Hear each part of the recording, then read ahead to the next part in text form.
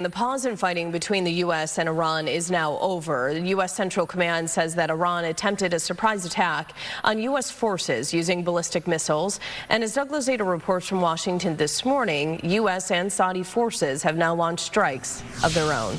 Good morning, Doug. Good morning. This has been a pretty quick resumption of fighting overnight after some extraordinary meetings here in Washington.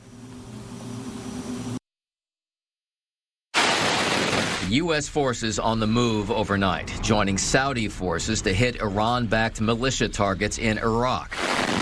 U.S. Central Command saying U.S. and Saudi fighter aircraft struck multiple terrorist logistics and weapons sites across eastern Iraq in a strong response to over 30 IRGC-directed aerial drone attacks in the last 72 hours. Just hours earlier, reports of an Iranian surprise attack on U.S. forces based in the Middle East, with Jordan claiming to have intercepted 5 missiles. That followed a remarkable gathering in Washington for the funeral of South Carolina Senator Lindsey Graham.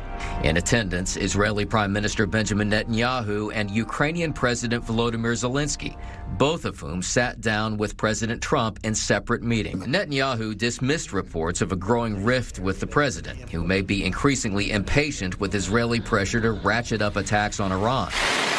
Zelenskyy, meantime, has told the president that Russia is helping Iran target U.S. forces. We are very thankful for this discussion. He also went to Capitol Hill to see progress on a Russian sanctions bill, an effort that had been championed by Lindsey Graham.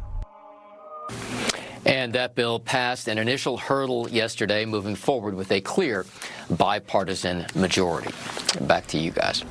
And Doug, is there any reading on how the president is feeling this morning after that meeting, specifically with Zelenskyy? Because I know initially the president, wasn't willing or didn't want to believe that maybe Russia was involved in helping Iran at all. Did his attitude or, insight change after that meeting? Well, all that the White House will really say is that the meetings were productive. They did not allow cameras in, but Zelenskyy and Trump seem to have an improving relationship. All right, something to follow. Thank you, Doug. We appreciate you. Thanks.